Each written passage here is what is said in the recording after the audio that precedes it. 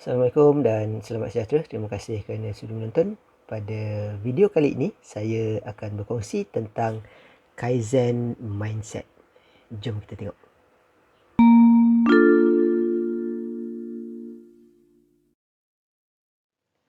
Okey, apa itu Kaizen Mindset?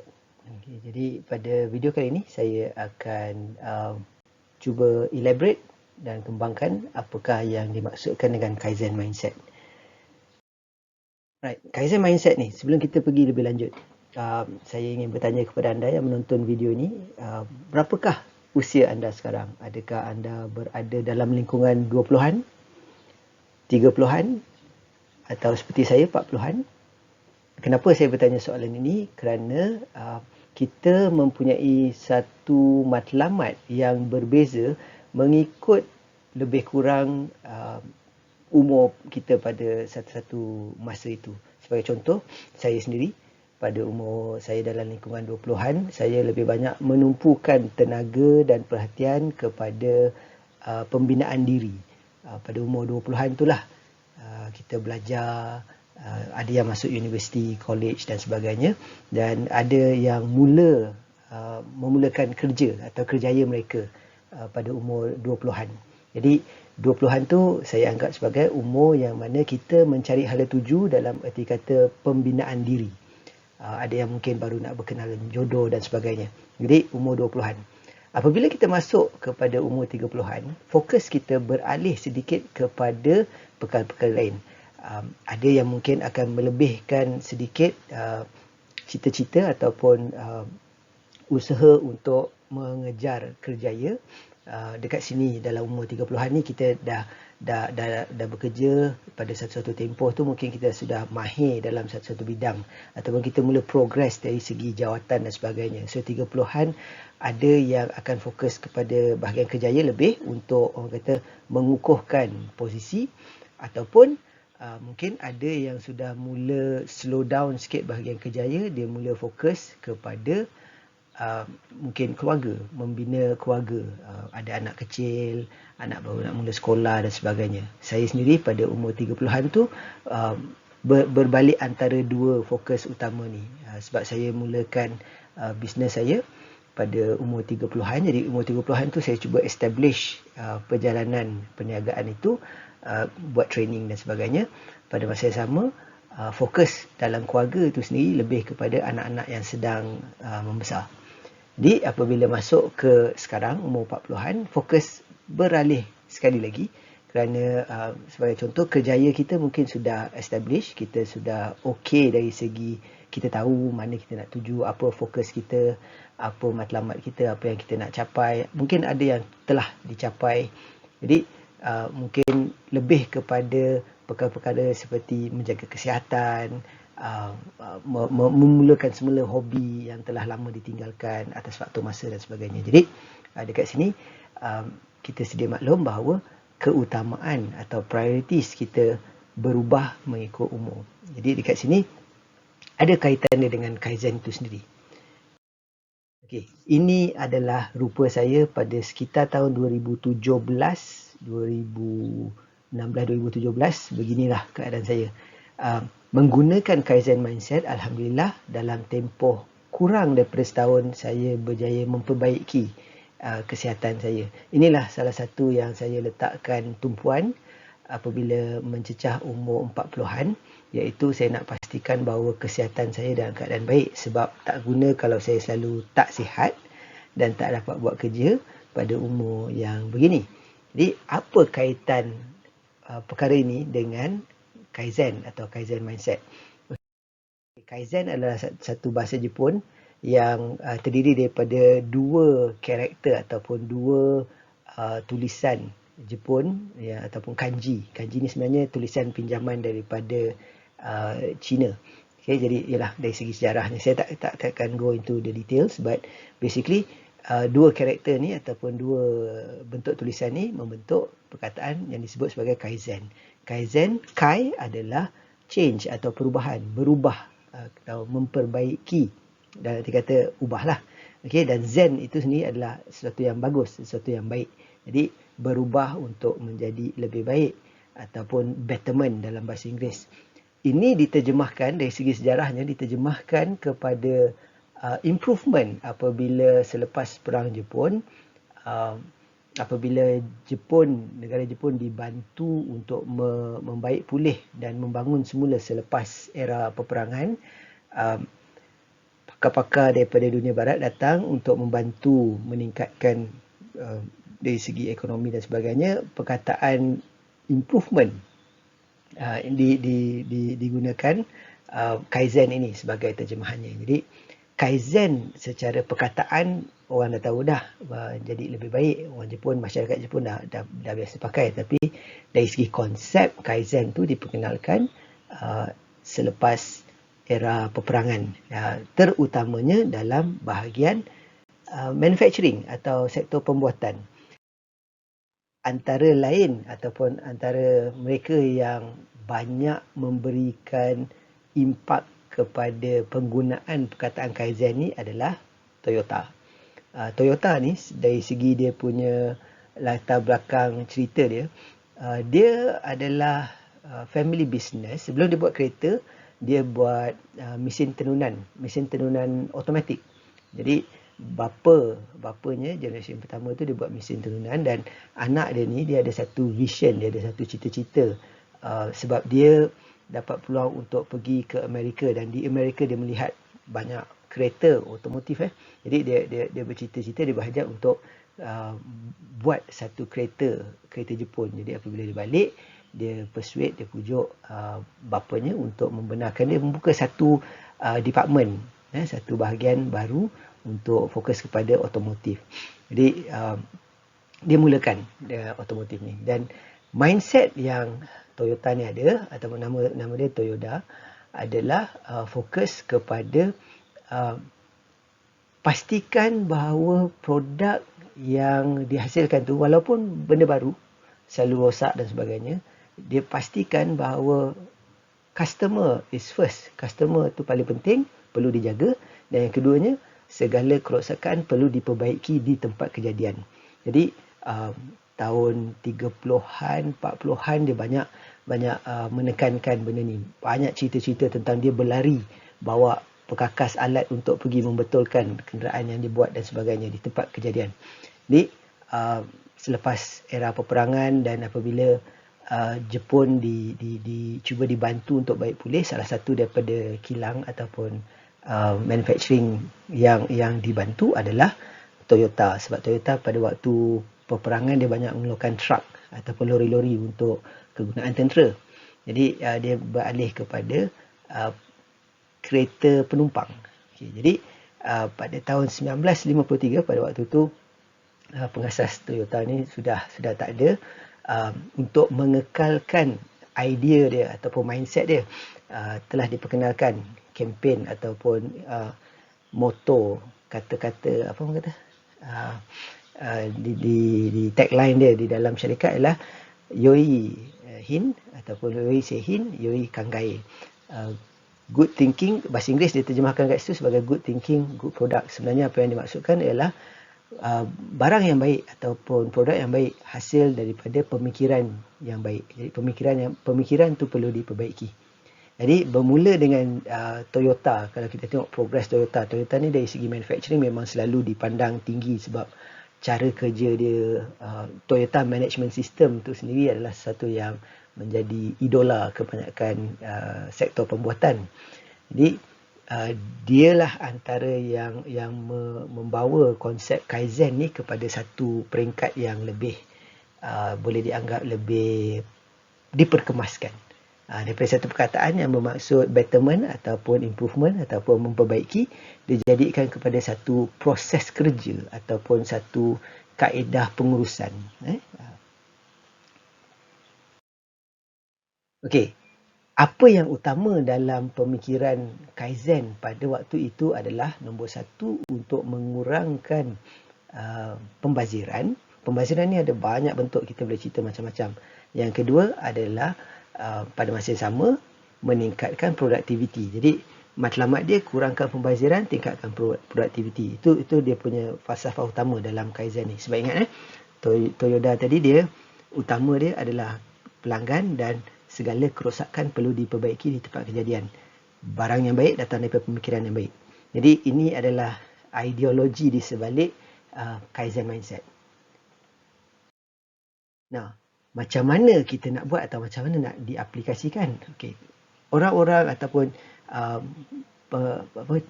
pengarah, chairman dan sebagainya, leader-leader dalam Toyota yang datang selepas itu banyak memperkenalkan metod atau kaedah untuk mengaplikasikan Kaizen ni. Jadi antara salah satu formula yang saya nampak sebagai prinsip yang mudah untuk diterjemahkan di tempat lain adalah susun atur keutamaan Kaizen tu. Yang pertama ialah buat jadi lebih senang.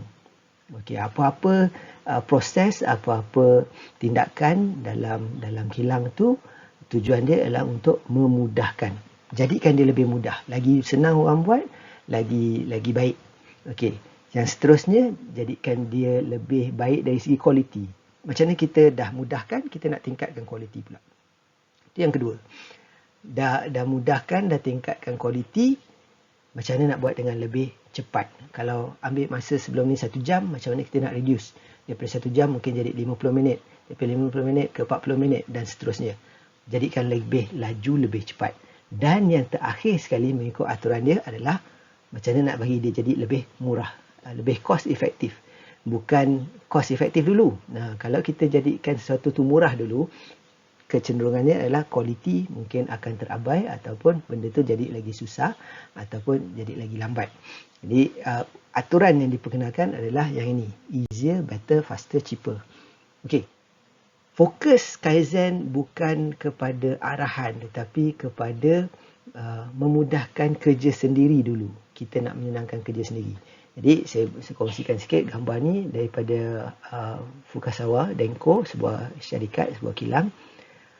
Pekerja dia yang memperkenalkan kaedah-kaedah untuk memudahkan kerja sendiri. Sebagai contoh yang boleh dilihat dekat sini, dia letakkan satu panel di depan untuk diletakkan alat-alat dia supaya mudah dicapai dan mudah diletak balik. Dan apabila letak balik tu, kita tahu kat mana nak letak balik sebab dia ada outline ataupun garisan yang menandakan di mana perkakas itu perlu diletak balik.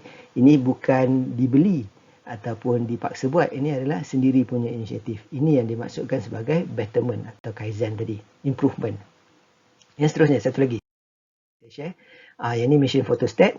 Kalau kita selalu photostat, kita tahu ada setengah function tu, ada sequence dia, ada aturan dia, mungkin kita jarang pakai. Jadi apabila nak mudah supaya tak salah dan sebagainya, pekerja ni tadi dia buatkan satu template, dia letakkan di atas skrin dan dia akan tekan mengikut kotak-kotak yang hanya boleh ditekan. Ini adalah salah satu contoh penambahbaikan yang dimaksudkan Kaizen tadi. Jadi, okey. Apa kena-mengena Kaizen ni sebagai konsep yang saya dah tunjukkan ni dengan cerita lelaki ni dan bagaimana dia boleh menambah baik dari segi kesihatan dia untuk menjadi seperti itu. Okey, ni saya kongsikan aplikasi saya terhadap Kaizen. Okay, Kaizen memang bermula dengan easier, better, faster, cheaper. Okay. Semasa saya memulakan niat saya, macam saya kata tadi di awal video, kita ada priority atau kita ada matlamat kita, keutamaan kita berubah dari segi umur.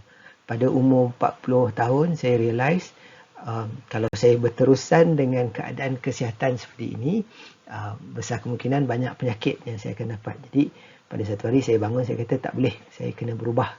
Dan apa yang saya buat adalah saya mula brisk walking atau cuba berjalan laju setiap hari.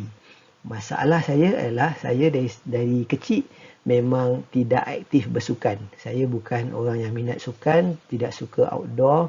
Kalau petang-petang pun jarang keluar rumah. Saya lebih, orang kata nerd lah. Saya lebih dengan buku dan permainan dan TV dan sebagainya. Jadi, pada umur 40 tahun baru nak berubah. Memang ada satu perubahan yang mungkin agak drastik. Jadi, apa yang saya cuba lakukan adalah saya apply Kaizen. Kita buat sikit-sikit dulu. Pertama kali saya berjalan di taman pada waktu pagi. Jadi, apa yang saya buat ialah saya hantar anak saya ke sekolah. Anak saya pun dah besar, saya boleh hantar. Lepas tu, daripada situ saya akan pusing sikit, pergi ke taman dan mula berjalan kaki.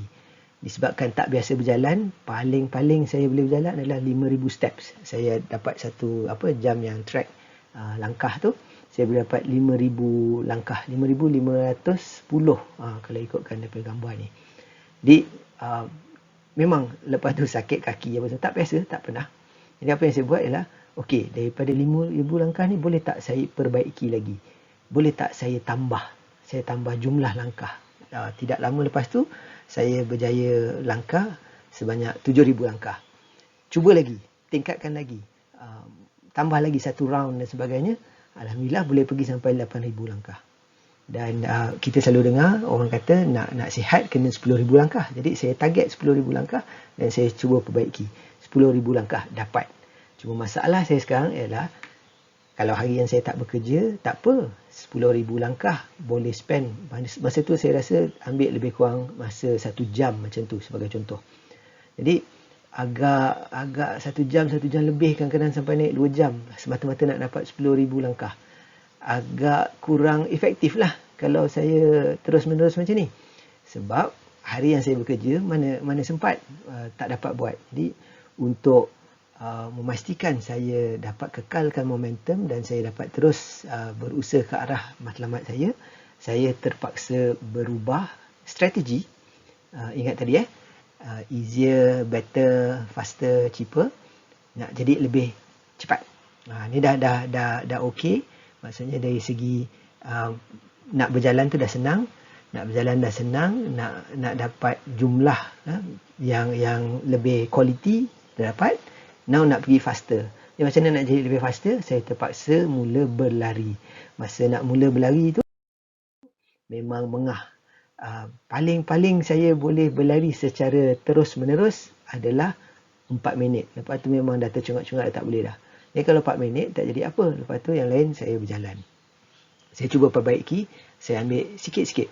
4 minit boleh tak lari lebih? Next time saya cuba lari, okey, hari ni contoh saya boleh 4 minit, besok boleh tak pergi 4 minit setengah atau 5 minit. Itu bertambah. Jadi daripada 4 minit dapat lari secara terus, secara langsung, tanpa henti, 7 minit 39 saat. Cuba lagi. Following week, minggu lagi satu, cuba lagi lari. Dapat 14 minit 40 saat. Cuba lagi. Saya ingat paling saya berjaya lari secara langsung tanpa henti adalah sekitar 24 minit. Saya rasa dah dapat lari 24 minit secara langsung ni, dah cukup baik secara terus ni. Jadi daripada situ, alhamdulillah tidak lama kemudian saya cuba dan inilah salah satu kejayaan saya.